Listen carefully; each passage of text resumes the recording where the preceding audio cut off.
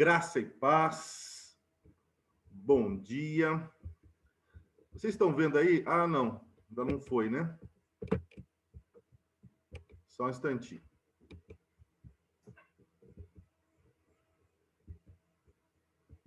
Agora foi. Graça e paz, bom dia. Deus abençoe muito vocês. Fortaleça o coração, a vida. E agora possa abrir os nossos olhos, o Santo Espírito falar com você, comigo, com a Igreja Preciosa. Gente, nós estamos conversando sobre o Evangelho de Jesus Cristo e, de uma forma muito graciosa, estamos vendo e aprendendo, reaprendendo com o nosso amigo, o Paulo. E hoje nós vamos trabalhar sobre ressuscitados com um propósito. Semana passada nós conversamos sobre viver juntamente com Cristo.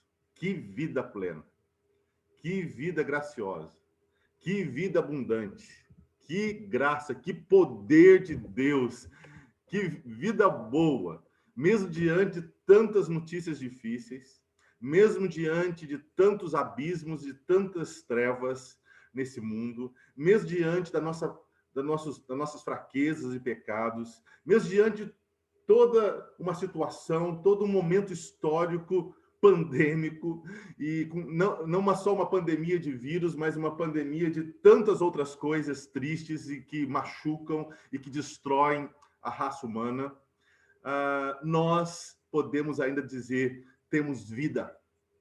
E mais que isso, vida em abundância.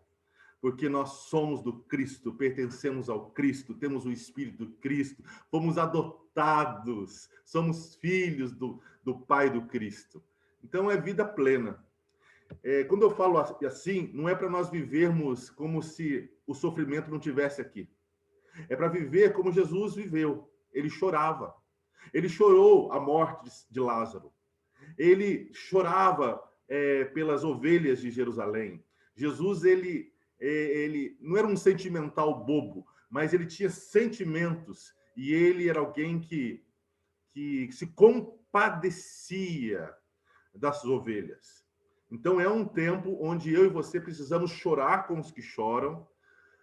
É um momento de luto, é um momento, às vezes, até de silêncio, é um momento de quietude, é um momento de ir para o monte, como Jesus ia para o monte, tinha esse costume. Mas é um momento de proclamar as verdades, o Evangelho de Jesus Cristo. E nós estamos fazendo isso, pela misericórdia do Senhor, na nossa escola discipuladora. Deus fortaleça cada um de vocês. Quero aqueles que eu não dei bom dia ainda, mais uma vez, dia de bênção, de paz, de renovo.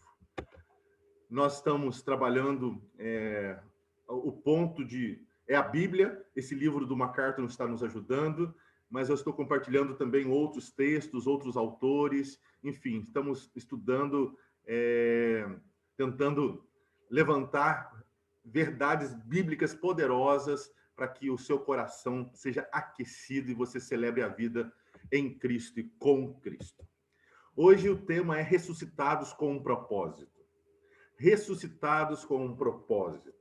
Nós, na aula passada, vimos que viver, estarmos vivos, e vivos com Cristo, e vivos para Cristo, e vivos regenerados, ou seja, sermos nova criatura, ou novas criaturas, isso foi e é um milagre do Senhor Jesus. Assim como foi algo poderoso Jesus ressuscitar dos mortos, nunca ninguém ressuscitou dos mortos, ele é o único que venceu a morte.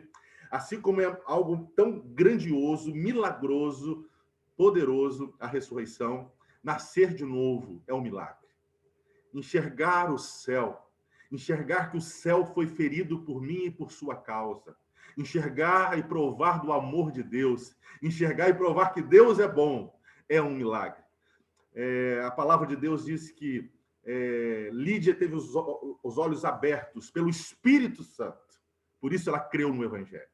Então, é uma obra do Espírito Santo e nós trabalhamos e relembramos verdades lindas. E nós vamos continuar relembrando, aprendendo sobre essa vida intensa, essa vida com propósito, essa vida linda, essa vida maravilhosa, essa vida plena, essa vida eterna, abundante que nós temos em Cristo Jesus. E você que foi regenerado, você que nasceu de novo, você que tem um coração que agora busca Deus, que se arrepende dos maus caminhos, que está aprendendo a orar, está aprendendo a se aquietar e saber que Deus é Deus, você foi ressuscitado com um propósito. Mas vamos voltar novamente a algumas origens, que nós temos conversado bastante sobre ela, e eu creio que elas são muito saudáveis para o nosso crescimento. Primeiramente, o texto que tem dado base para a nossa reflexão a respeito tanto da aula passada quanto dessa, é de Efésios capítulo 2, versículos de 1 a 10. Diz a palavra do Senhor: Ele lhes deu vida quando vocês estavam mortos em suas transgressões e pecados. Ele lhes deu vida quando vocês estavam mortos em suas transgressões e pecados. A Bíblia deixa bem claro para nós que a palavra que o Senhor deu a Adão e Eva, que se eles comessem do fruto do conhecimento do bem e do mal, certamente eles morreriam. E a Bíblia narra essa morte da humanidade. E narra toda uma ação, todo um projeto antes da humanidade, antes da criação, onde a Trindade planejou nos trazer de volta, nos reviver, nos regenerar, nos salvar, nos ressuscitar, nos dar vida. E Paulo, nesse texto lindo, claro, profundo, com verdades que podem realmente não só mudar a nossa vida, mas dar vida e vida diária com qualidade, com relevância, ele diz que Cristo nos deu vida quando nós estávamos mortos em nossas transgressões, em nossas iniquidades, em nossos pecados, quando éramos inimigos, quando éramos rebeldes, quando éramos filhos da ira, como os demais. Só o Cristo pode levantar gente morta. Só o Cristo ressuscitou dos mortos. E só Ele pode levantar gente morta, gente rebelde, gente que rompeu com a vida. Meus irmãos e minhas irmãs, vocês, nós os cristãos, nós que fomos regenerados por Cristo, fomos ressuscitados da morte espiritual. Nós já conversamos que a rebeldia, que a oposição, que o rompimento com Cristo trouxe a morte espiritual, a morte física e a segunda morte, ou morte eterna. Nós já conversamos que nós sem Cristo estamos mortos espiritualmente, não buscamos, não amamos, não queremos, não temos visão, não temos discernimento, não temos o Espírito. Quem não tem Cristo não tem a vida. A morte física, nós estamos vendo algo triste de milhões de pessoas sendo mortas por causa de um vírus. É porque a raça humana é uma raça caída, é uma raça que morre. E a morte eterna, que a Bíblia diz que é o inferno, que é o lugar reservado para os demônios, Lúcifer e seus demônios, e para os rebeldes. A morte é uma realidade tristíssima. Todos nós precisamos aprender a chorar. Mas todos nós precisamos também aprender a declarar que viver é Cristo e morrer é lucro. Mas a morte é algo triste. E a Bíblia fala dessa morte espiritual. Essa morte que, se não fosse o Cristo, nós realmente estaríamos perdidos. Os ímpios estão mortos espiritualmente. John MacArthur, ele deixa bem claro essa sã doutrina. Os ímpios, os rebeldes, os que não têm o Espírito, estão mortos espiritualmente. Não tem um bom, não tem alguém que, ele é muito ético, ele é muito jóia, ele é muito isso. Ele tem um Espírito, ele ouviu a voz do Cordeiro, ele nasceu de novo, ele crê no Deus Pai, Filho e Espírito Santo, Ele é morada do Altíssimo? Não, não é. Então, ele é morto espiritualmente. Eles não têm a capacidade própria para perceber a verdade da palavra de Deus ou as ofertas generosas da chamada ao Evangelho. 1 Coríntios 2,14. Se você está aí juntinho, espero que sim, leia comigo. Quem não tem o Espírito não aceita as coisas que vêm do Espírito de Deus, pois lhes são loucura e não é capaz de entendê-las, porque elas são discernidas espiritualmente. Somente quem tem o Espírito é filho, e somente quem é filho escuta, acolhe a voz do Pai. Quem não tem o Espírito Santo de Deus, quem não foi batizado com o Espírito Santo de Deus, quem não é morada do Espírito de Deus, não aceita as coisas que vêm do Espírito de Deus. É loucura. A cruz é loucura. A vida de santidade, de respeito, de amor, o dar a face, o chorar com os que choram, guardar os mandamentos, tudo isso é loucura.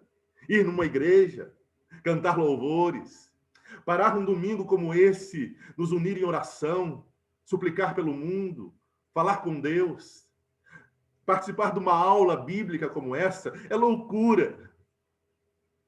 Bem, 2 Coríntios 4,4 continua nos lembrando e nos ensinando que além disso, ou seja, das pessoas acharem loucura e de não receberem esse entendimento que só quem tem o Espírito recebe, o Deus dessa era cegou o entendimento dos descrentes, para que não vejam a luz do Evangelho da glória de Cristo, que é a imagem de Deus. O Deus desse século, Lúcifer, ele cega os ímpios, e eles não conseguem ver a glória do Cristo, o evangelho da glória do Cristo, do Filho de Deus, da Trindade. Não conseguem perceber o amor, todo esse planejamento, toda a execução de nos trazer de volta à casa do Pai. Não enxergam. São zumbis. São pessoas que parecem que estão vivas, mas na verdade são zumbis. Zumbis. Vamos lembrar o que é pecado, gente? Vamos voltar um pouquinho mais para nós entendermos que é um milagre, que Jesus nos ressuscita da morte, que nós estávamos realmente mortos em nossos delitos e pecados, porque nós somos pecadores. E o que é pecado? Nós temos conversado muito sobre isso, mas mais uma vez, os catecismos, tanto de Wittenberg, Confissão de Fé de Westminster, nos ensina que pecado é rejeitarmos ou ignorarmos a Deus. O mundo olha para todos os lados, deseja tudo, se apaixona por tudo. As pessoas querem muitas coisas, mas não querem Deus. Não querem a fonte da vida, do amor. Não querem olhar para a luz, se acostumaram com as trevas. Pecado é rejeitarmos ou ignorarmos a Deus no mundo que ele criou. É viver nesse ambiente que é dele. O mundo jaz no maligno. Mas tudo, até o maligno, é de Deus. Tudo pertence a Deus.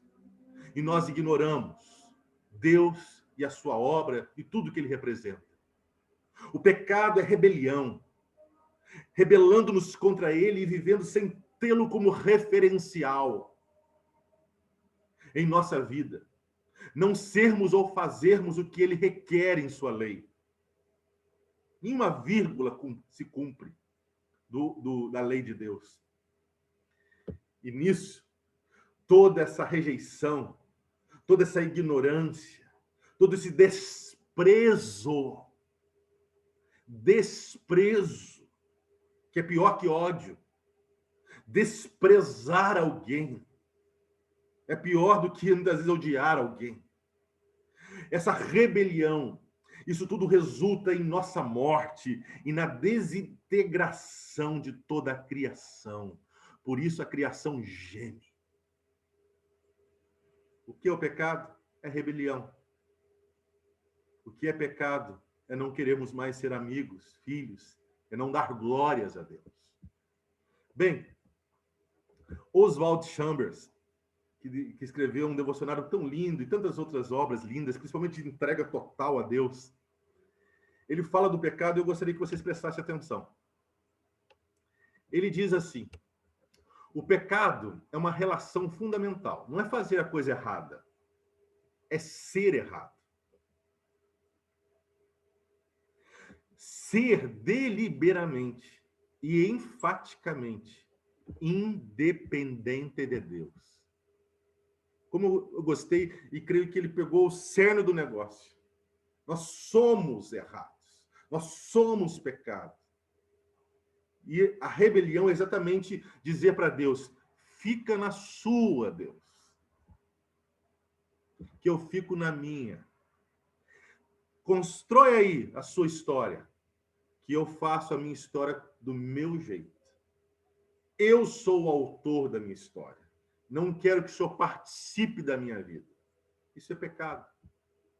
A religião cristã baseia tudo na natureza positiva e radical do pecado. As outras religiões falam de pecado, porque dificilmente alguma religião não vai falar de pecado, né? Algumas até podem valorizar o pecado, mas é fácil entender e ver que o ser humano é pecador, é mau. É fácil. Mas só a Bíblia trata o pecado. Oswald Chambers continua dizendo: a primeira coisa que Jesus Cristo enfrentou nos homens foi a hereditariedade do pecado. E como temos ignorado isso em nossa apresentação do Evangelho. A mensagem do Evangelho perdeu sua pungência e seu poder de entusiasmar. Nós, numa aula anterior, não a anterior, já passada, nós conversamos sobre o Evangelho, sobre a boa e a má notícia.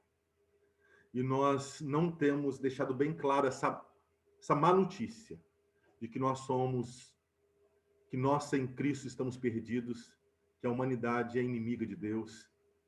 E nós não revelamos essa grande salvação, esse grande resgate, essa grande obra redentora, esse resgate do Cordeiro em nos trazer de volta à casa do Pai. Paulo escreve que o salário do pecado é a morte. O salário, o pagamento do pecado é a morte. O pecado leva à morte. No entanto, o Evangelho diz que Jesus Cristo experimentou a morte para que pudéssemos viver. Nós estávamos mortos e Jesus nos deu vida. Nós somos ressuscitados porque nós estávamos mortos. Eu nunca estive morto. Você e toda a raça humana, a Bíblia diz que estávamos mortos. E do Cristo recebemos vida. Ele encerra dizendo: de algum modo ele foi dilacerado na cruz, espiritualmente desmontado para que fôssemos feitos íntegros. Jesus morreu pelo nosso pecado, para que nós vivêssemos. Experimentou a morte e a desintegração. Pagou a pena por nossos pecados, para que não precisássemos pagar por eles. Fomos salvos, remidos. Nós fomos ressuscitados. Nessa primeira parte da nossa reflexão, nosso estudo de hoje, eu gostaria que nós dessemos uma pausa, orássemos agora juntos essa pequena oração. E se alguém tiver algo para compartilhar, por favor, fique à vontade. Vamos orar juntos? Senhor do universo, todos os teus caminhos são bons. Seguimos os caminhos de morte quando seguimos nosso próprio rumo. Ajuda-nos a ver o pecado como o veneno que é. Que tua lei, não o espírito de rebeldia contra a lei, dê à nossa mente e a nossa vida tua forma. Amém. Alguém gostaria de compartilhar algo? Tudo bem?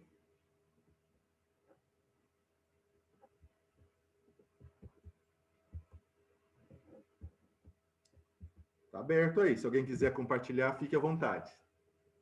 Alguma dúvida? Alguma pergunta?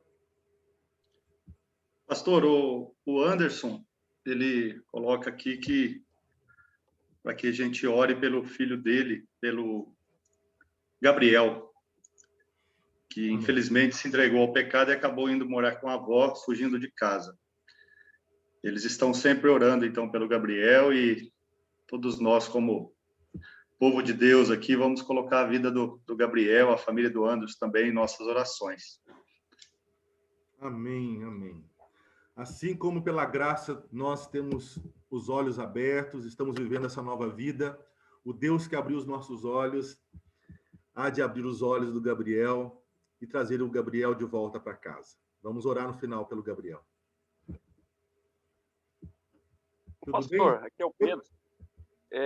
Eu acho que, né, eu não sei a experiência de cada um e a particularidade da vida de cada um, nas nossas diferenças, mas quanto a mim, acho que a grande questão, né, é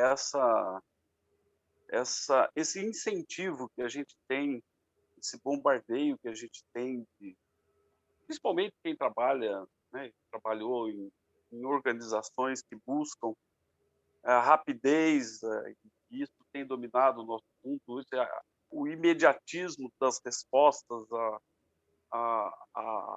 a busca pela, né, esse zap que a gente manda uma mensagem, se o cara não lê na hora, a gente já fica angustiado. Essa instantaneidade da necessidade de resposta, pelo menos a mim, me torna muito difícil essa questão dessa independência de Deus. A dificuldade de, puxa vida, parar, essa decisão que eu tenho que tomar, né? Esse momento, essa pouco tempo de reflexão, nos tem induzido a sermos independentes de Deus, né?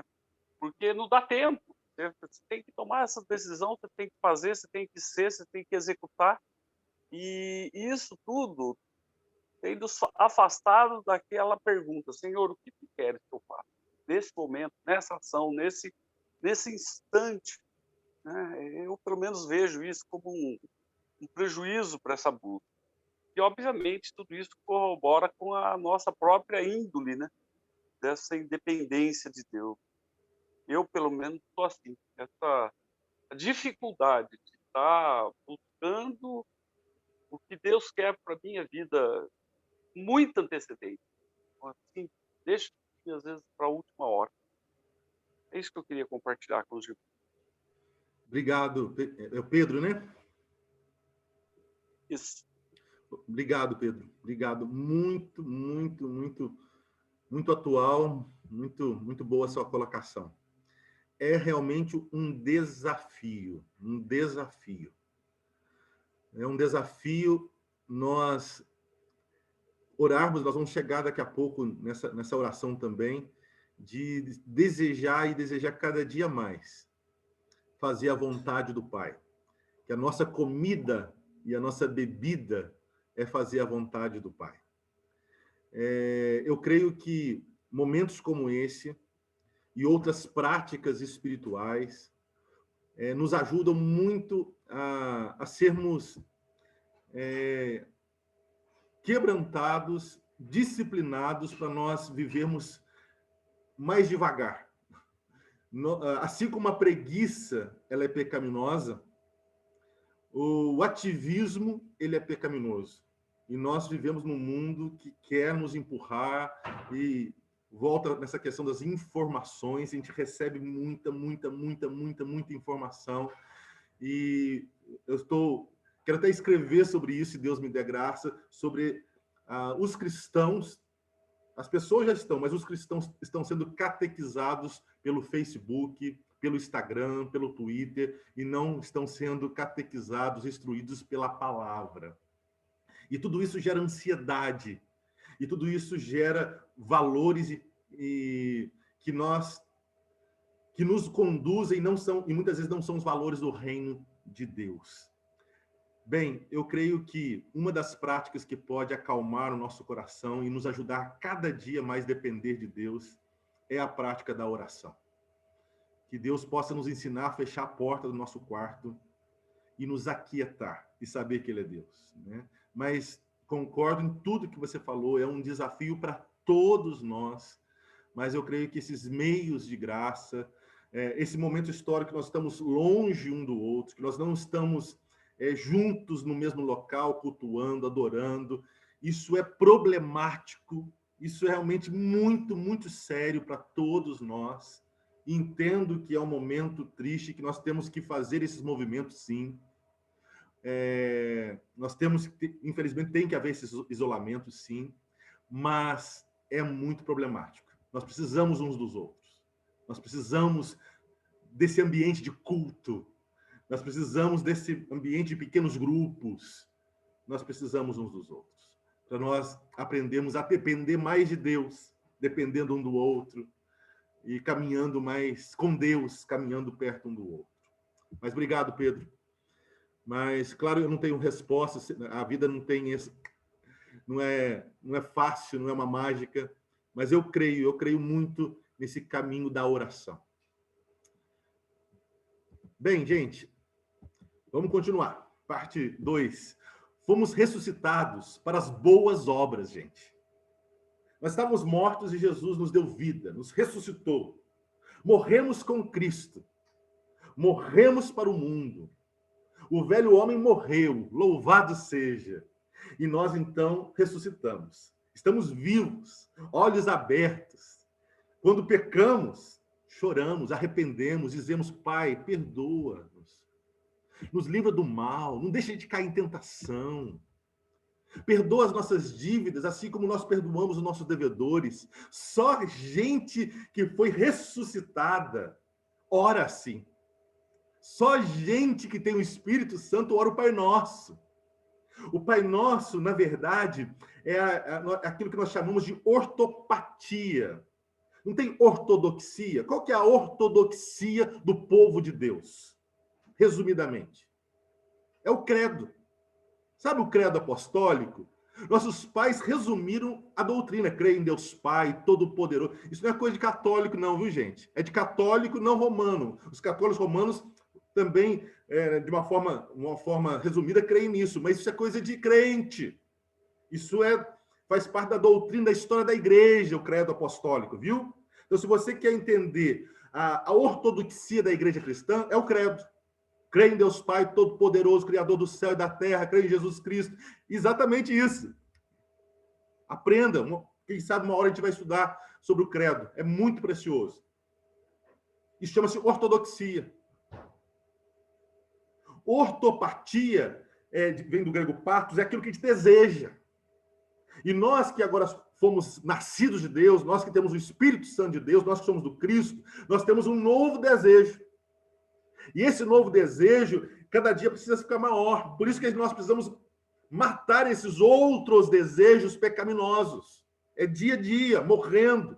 É dia a dia aprendendo a orar. É dia a dia lendo a Bíblia, mais a Bíblia, abrindo mais a Bíblia do que o Instagram, abrindo mais a Bíblia do que o Face, seguindo com mais afinco o que a Bíblia diz ou o que o nosso grupo de WhatsApp ou de Face diz.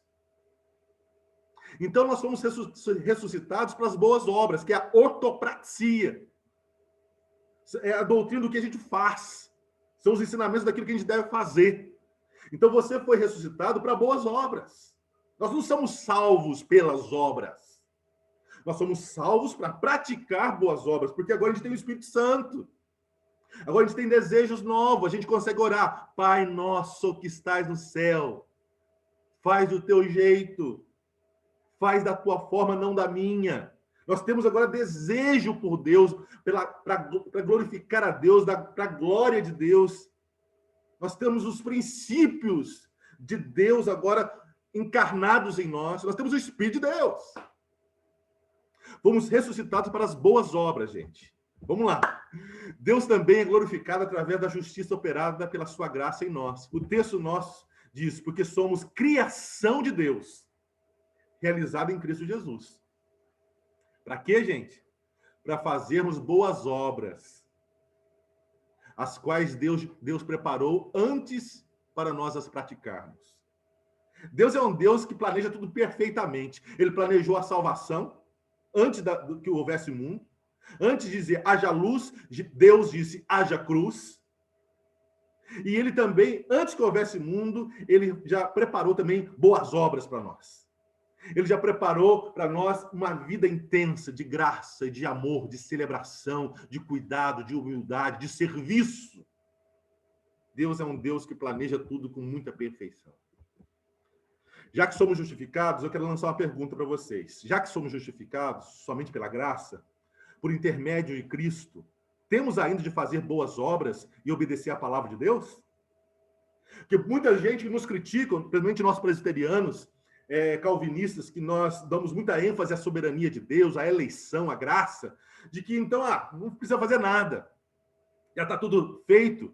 Está tudo feito mesmo. E porque está feito, nós agora também participamos da obra de Cristo. Nós continuamos a obra de Cristo. Nós continuamos dizendo o que Cristo dizia, fazendo o que Cristo fazia. Aleluia por isso, gente. Mas vamos responder essa pergunta?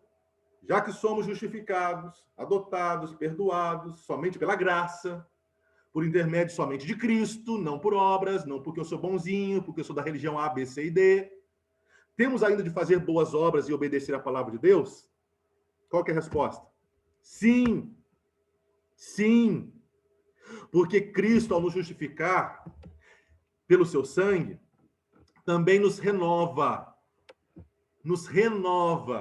por seu Espírito, de modo que nossa vida mostre amor e gratidão.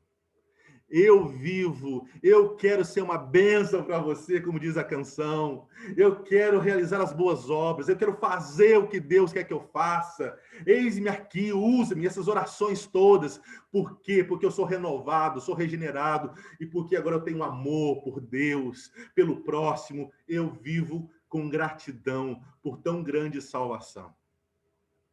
Para que sejamos assegurados de nossa fé pelos frutos. A árvore boa produz frutos bons. A árvore má produz frutos más ou não produz nada. E assim, pelo nosso comportamento piedoso, outros sejam ganhos para Cristo. Então, nós somos o povo que realiza boas obras, que está ligado no amor, no cuidado, na compaixão. Por quê? Porque amamos e somos gratos. Nosso amigo também, Charles Spurgeon, o príncipe dos pregadores, esse pastor batista tão abençoado, disse, escutem essa fala do Spurgeon, que ainda é tão atual. Assim, caros amigos, essas boas obras têm de estar no cristão. Não são a raiz, mas o fruto de sua salvação. Não são um caminho para a salvação do crente, são o seu andar no caminho da salvação. Onde houver vida saudável na árvore, essa árvore produzirá frutos de acordo com sua espécie. Assim, se Deus tornou boa a nossa natureza, o fruto será bom. Embora tenhamos sido salvos pela graça, somos salvos para uma vida de obras boas e felizes e obediência. Não para conseguirmos que Deus nos ame. Não para conseguirmos que Deus nos ame, pois Deus realmente nos ama, mas porque desejamos ser como seu filho, que disse, minha comida é fazer a vontade daquele que me enviou. Eu creio que um dos momentos mais lindos da minha e da sua história, um dos momentos de maior maturidade espiritual da minha e da sua história, é quando nós, cotidianamente e fervorosamente oramos, dizendo, faz do teu jeito. A minha comida, meu Pai, é fazer a vontade do Senhor. O jeito que eu vivo, o jeito que eu trato a minha esposa, os meus filhos, o jeito que eu olho, o jeito que eu comunico, o jeito que eu faço política, o jeito que eu eu coloco no Instagram, publico no Face, o jeito que eu prego o evangelho, o jeito que sou, o meu jeito eu quero que se confunda, que misture com o teu jeito, Cristo. Eu quero fazer a vontade do Senhor. Eu sou o pequeno Cristo. Vamos orar? Coloquei essa oração aqui, gostaria que você orasse comigo. Pai Celestial, Tu nos salvaste do pecado. Não permita que continuemos nele como se ainda estivéssemos escravizados por ele. Tu nos deste teus mandamentos, que são o caminho da vida. Que prezemos como um grande tesouro esses mandamentos. Que todos que nos conhecem, vejam nossas boas obras e glorifiquem a Ti por causa delas. Amém? Bem, gente, tem a terceira parte. Alguém quer acrescentar algo, discordar com a Bíblia na mão? Tem alguma coisa aí? Fique à vontade. Certinho? Então vamos em frente? E vamos encerrar, então, trabalhando o tema. Fomos ressuscitados com um propósito. Você está vivo aí. Você tem o Espírito Santo aí. Você está aprendendo a amar, a perdoar, a viver como Cristo, a continuar a obra de Cristo. Você é um pequeno Cristo, você é um obreiro de Deus, você é um diácono, diaconisa, você é um príncipe, uma princesa do Cristo, você agora tem os olhos abertos, você não vive mais nas trevas, você está ainda num ambiente de dor, mas você está num ambiente maior, uma realidade maior, que é estar em Cristo. Então, você que é ressuscitado, qual foi o propósito de tudo isso? A nossa salvação é para a glória de Deus, não para nós. Deus nos criou, meus irmãos, não porque ele estava carente, não porque ele, o Pai, o Filho e o Espírito, Deus, Pai, Filho e Espírito Santo, lá na eternidade, pensaram, nós estamos tão sozinhos, nós três aqui, vamos criar um ser humano. Não. Deus, ele é pleno e satisfeito nele mesmo, na glória dele. Por isso que ele por isso que ele graciosamente compartilha a glória dele e quer nos incluir nele e na glória dele. Porque foi o transbordar de Deus que nos criou.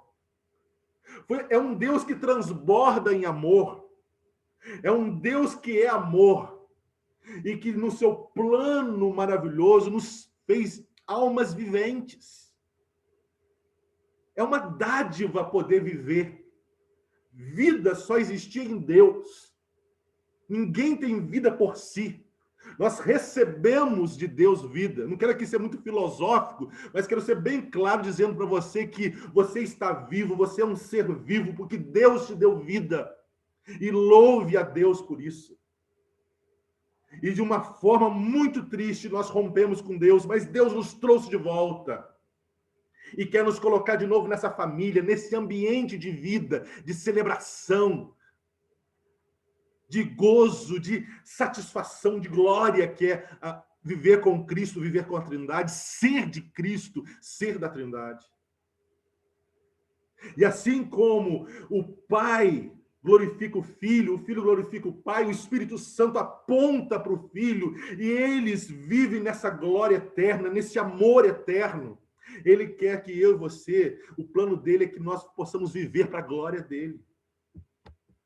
Tornamo-nos participantes da sua glória porque estamos unidos espiritualmente com Cristo. Nós começamos a dizer que nós estamos mortos e que Cristo ressuscitou e que Cristo agora nos deu uma nova vida. E por isso nós tornamos participantes da glória de Deus. Por favor, escute, ouça a palavra de Deus.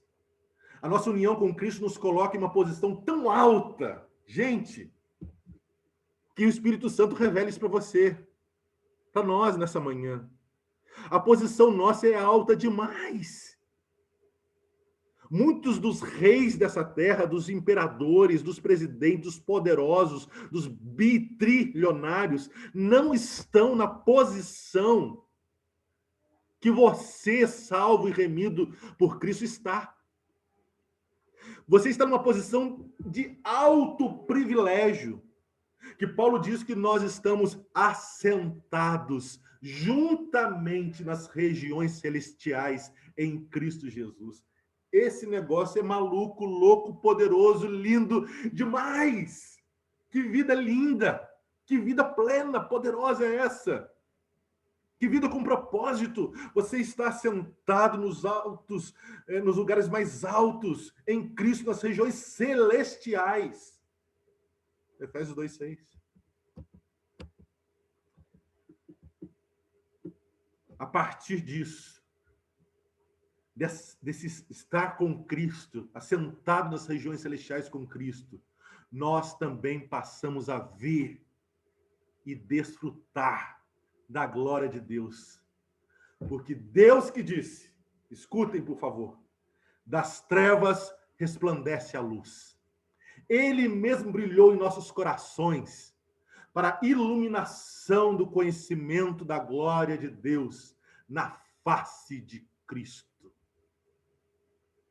E a maior honra de todas é refletir essa glória. A glória que você tem, meu irmão, minha irmã, essa luz que está em você, essa vida que foi derramada em você, o Santo Espírito que mora em você, é maior do que aquela luz que Moisés tinha. Lembra quando Moisés, a face dele brilhava? E por isso Deus mandou colocar um véu, porque as pessoas não suportavam olhar para a face de Moisés. Mas depois acabou. A tua face, a tua vida hoje brilha. Você tem o Espírito Santo, você está sentada nos lugares celestiais, você é do Cristo, e agora não para de brilhar mais. E esse brilho glorifica a Deus, e esse brilho atrai os filhos que estão adormecidos, os seus irmãos e irmãs que ainda estão no sono da morte. E a maior honra de todas é refletir essa glória. Você não reflete mais a dor do pecado. Você não reflete mais a rebeldia de Lúcifer, porque nós fizemos isso. Você reflete a glória de Cristo, do Evangelho de Cristo, da graça de Cristo. Fomos ressuscitados com um propósito. Mas a glória de Cristo brilha a partir do interior do cristão e nunca desaparece. De Moisés desapareceu, a nossa nunca desaparece. Crescendo com força.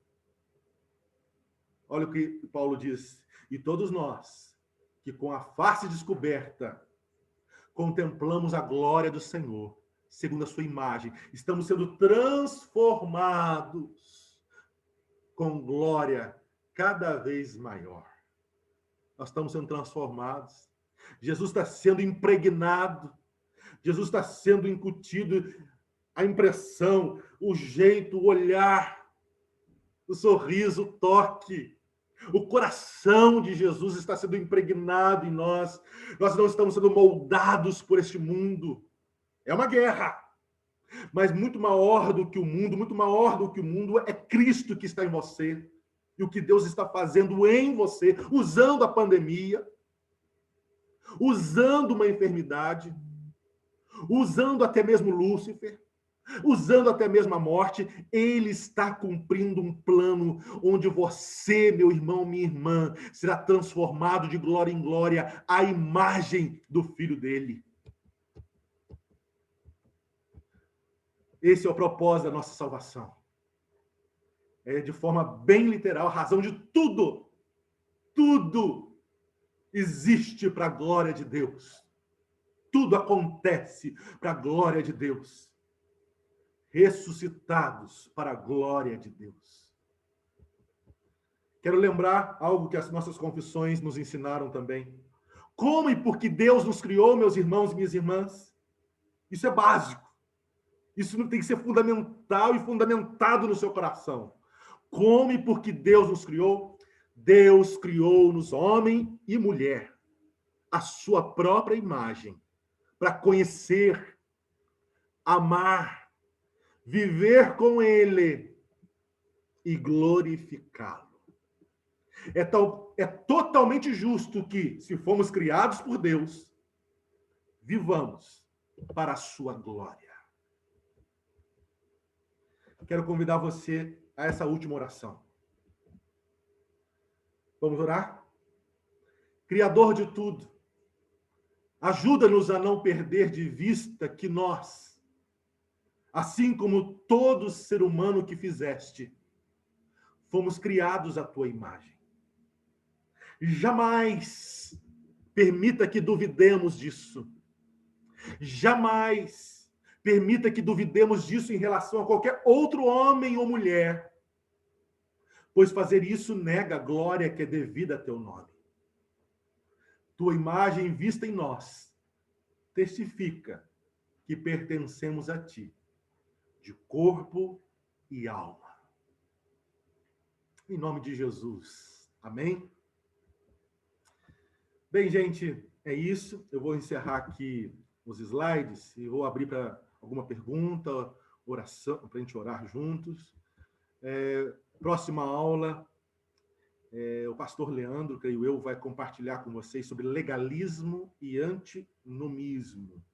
É algo também muito sério para os nossos dias, para vocês viverem realmente o Evangelho de Jesus Cristo. Bem, deixa eu parar aqui.